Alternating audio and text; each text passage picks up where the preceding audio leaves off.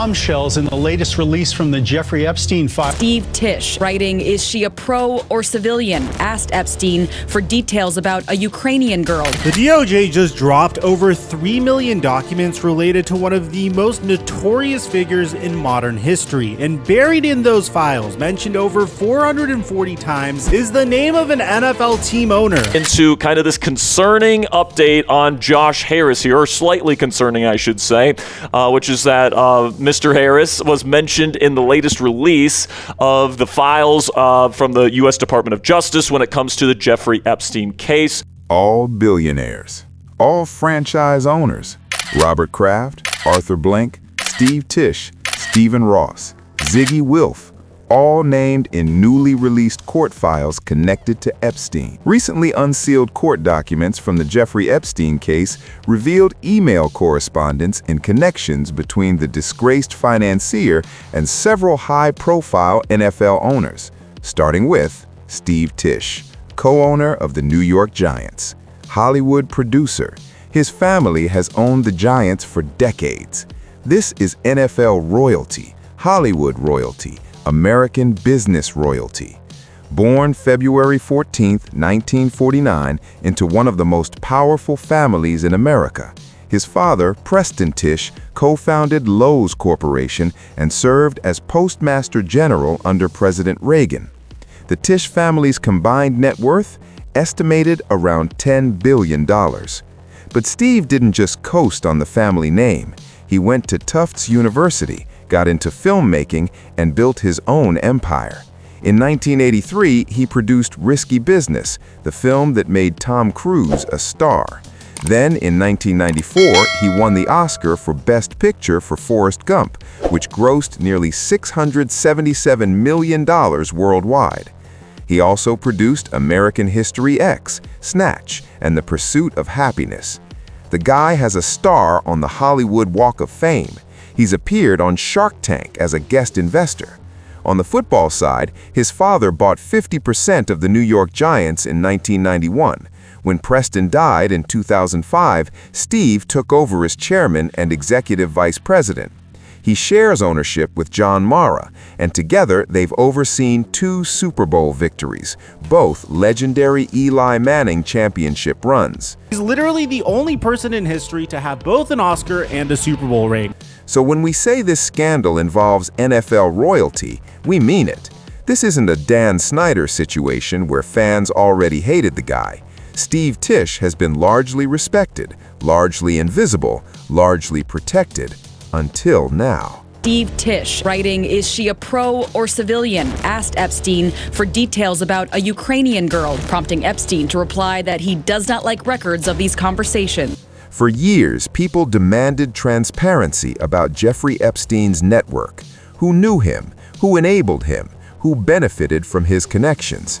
Epstein was a wealthy financier arrested in 2019 on federal charges related to child trafficking. A billionaire, Jeffrey Epstein, is expected to appear in federal court in Lower Manhattan tomorrow following new charges related to alleged sex crimes involving minors. Few months after the arrest, Jeffrey Epstein was found dead in his jail cell on August 10, 2019.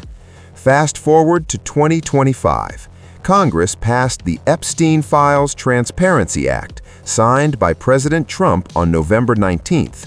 The law required the Attorney General to release all unclassified records related to the Epstein investigation within 30 days.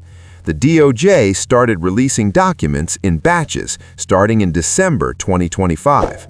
By the end of January 2026, over 3 million pages had been made public. And that's where Steve Tisch's name came flying out. According to reporting from ESPN, The Athletic, and The Wall Street Journal, most of the correspondence between Tisch and Epstein dates back to around 2013. And remember, this is after Epstein had already served time as a registered sex offender, after he'd been sued by multiple victims. Steve Tisch knew exactly who this man was. In one exchange from April 2013, Epstein is literally playing matchmaker for Tisch with a woman named Katya. She emails Epstein saying she Googled Steve Tisch, found out he's an Oscar-winning producer and Giants owner, and said she'd love to meet him. In another email from May 2013, Tisch sends an introductory message to a different woman, writing, "Jeffrey Epstein is very excited about you and I meeting each other. I like that idea. Do you?" Epstein then tells Tisch that the woman is a microbiology major still in university and suggests that Tisch should make it clear he would organize her travel ticket. A 64-year-old billionaire being set up with a college student, and Epstein is coaching him on how to handle the logistics. It gets worse. In an email chain with the subject line, "Ukrainian girl," Tisch writes to Epstein saying he just had lunch with someone he met at Epstein's house. Epstein responds with extremely graphic physical descriptions of other women. And then Tisch asks the question that should end any debate about what kind of relationship this was. Is she a pro or civilian? He's asking if the woman is an escort, in writing, to a convicted sex offender.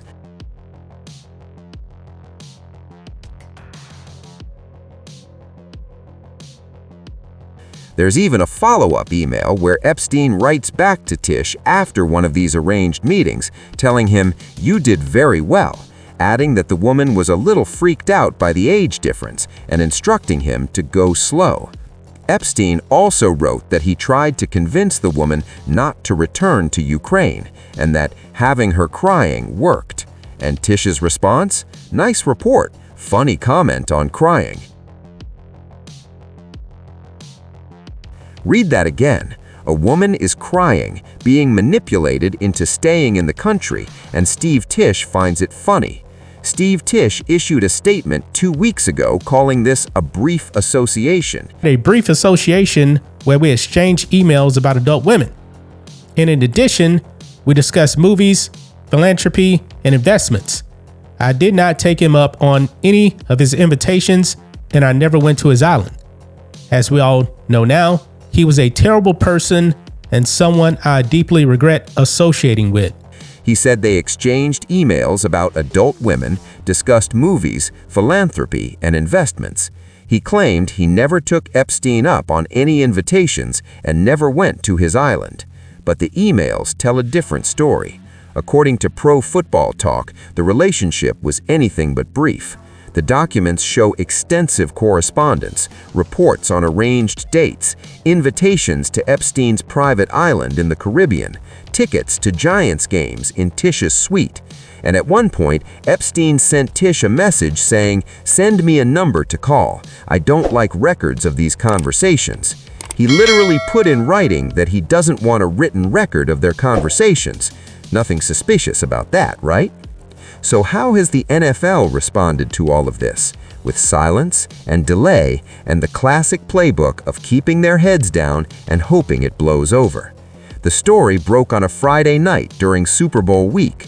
The league waited days before issuing any statement, and when they finally did, it was the most generic, non-committal response imaginable. NFL says it will review New York Giants co-owner Steve Tisch's ties to Jeffrey Epstein. This comes after Tisch's name appeared more than 400 times in newly released Justice Department files.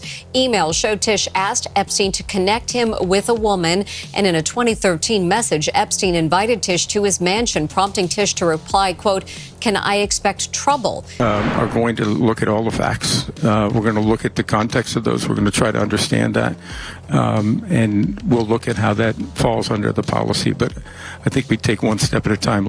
That's it. No investigation announced, no timeline given, no accountability promised. The NFL has a massive double standard when it comes to punishing owners versus punishing everyone else.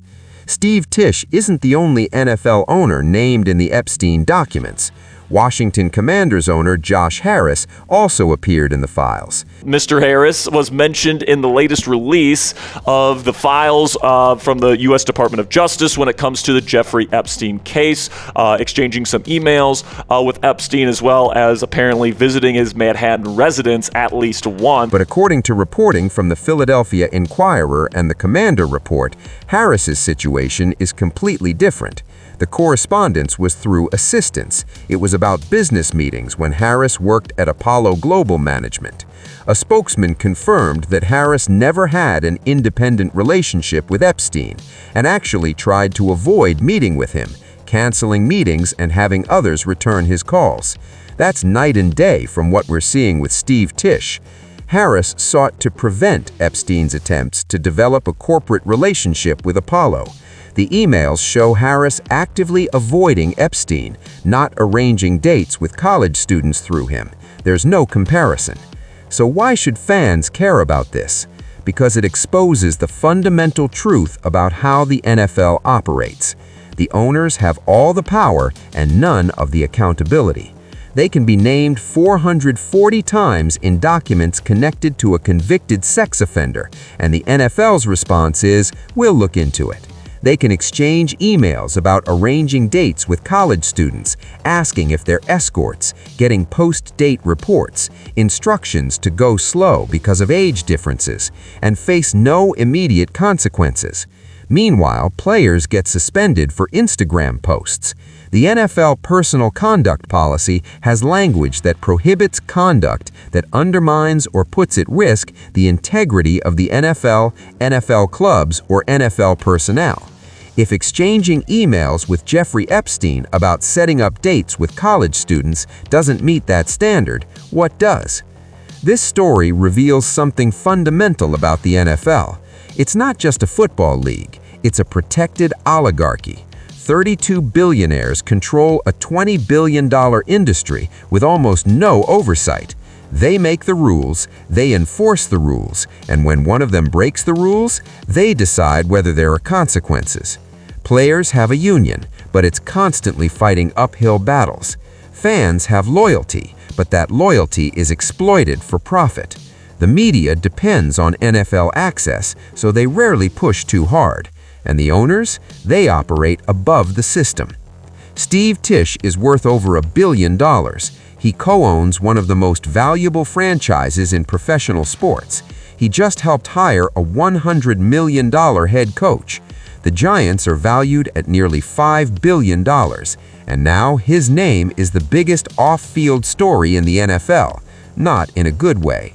The personal conduct policy exists for exactly this situation. It says owners are held to a higher standard. It says conduct that undermines the integrity of the league can be punished even without a criminal conviction. So will the NFL enforce it, or will this be swept under the rug like so many scandals before? The documents are public. The emails are out there. The accounts from women are on the record. Steve Tisch called it a brief association, but the evidence suggests something much deeper, much more troubling, much harder to defend. And the NFL? They're still deciding whether to investigate. This is what unchecked power looks like. This is what happens when billionaires operate above accountability. This is what happens when the rules only apply to some people. The league has a choice. Enforce the personal conduct policy as written. Hold Steve Tisch to the higher standard they claim exists for owners. Show that integrity actually matters. Or stay silent, protect the club, wait for everyone to forget. But here's the thing, people aren't forgetting.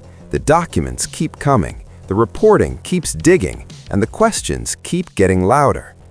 440 mentions in the Epstein files, emails about arranging dates with college students, questions about whether women are escorts, post-date reports, instructions to go slow because of age differences.